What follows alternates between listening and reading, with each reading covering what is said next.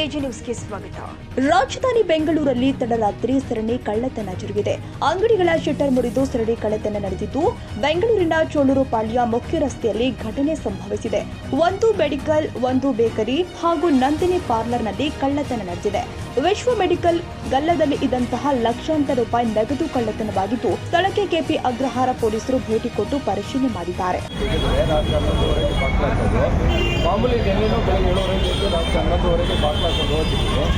ರಾತ್ರಿ ನನಗೆ 5:30 ಒಳಗೆ ಫೋನ್ ಬರುತ್ತೆ.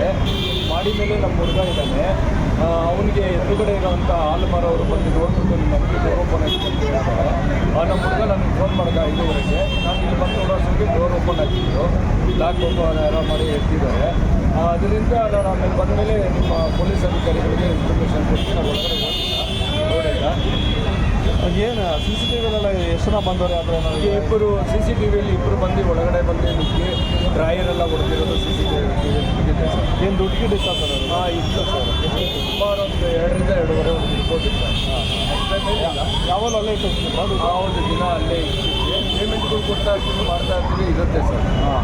ನಾನು ದುಡ್ಡು ಬಿಟ್ಟು ಬೇರೆ ಇಲ್ಲ ಏನು ಇದೇನೇ ಫಸ್ಟ್ ಟೈಮ್ ಆಗಿರೋದು? ಇದೇ 33 ವರ್ಷಕ್ಕೆ ಇದೇ ಫಸ್ಟ್ ಆಗಿರೋದು. ಸುತ್ತಮುತ್ತ ಎಷ್ಟು ಅಂಗಡಿಗಳಿಗೆ ಆಗಿರೋದು ಸರ್? ನಿನ್ನೆ ಇವತ್ತು ಬೆಳಗ್ಗೆ ಆಗಿರೋದು 3 ಅಂಗಡಿಗಳಾಗಿದೆ ಸರ್.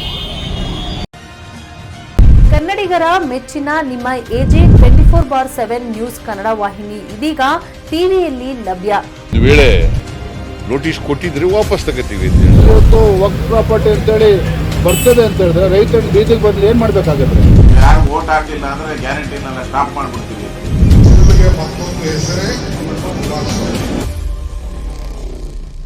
ಕರ್ನಾಟಕ ಮತ್ತು ದೇಶ ವಿದೇಶ 360 ಡಿಗ್ರಿ ಸುದ್ದಿ ಹಾಗೂ ಉತ್ತರ ಕರ್ನಾಟಕ, ಬೆಳಗಾವಿ, ಬಾಗಲಕೋಟೆ, ಧಾರವಾಡ, ಹಾವೇರಿ, ಗದಗ, ಬಿಜಾಪುರ ಜಿಲ್ಲೆಯ ಕ್ಷಣ ಕ್ಷಣದ ವಿವರವನ್ನ ಪಡೆಯುವುದಕ್ಕೆ ಎಜೆ 24/7 ನ್ಯೂಸ್ ಕನ್ನಡ ವಾಹಿನಿಯನ್ನ ಲೈಕ್ ಮಾಡಿ, ವಿಡಿಯೋಗಳನ್ನ ಶೇರ್ ಮಾಡಿ, ಕಮೆಂಟ್ ಮಾಡುವ ಮೂಲಕ ನಮ್ಮ ವಾಹಿನಿಗೆ ಸಹಕಾರ ನೀಡಿ ಮತ್ತು ಚಾನೆಲ್ ಅನ್ನ ಸಬ್ಸ್ಕ್ರೈಬ್ ಮಾಡಿ.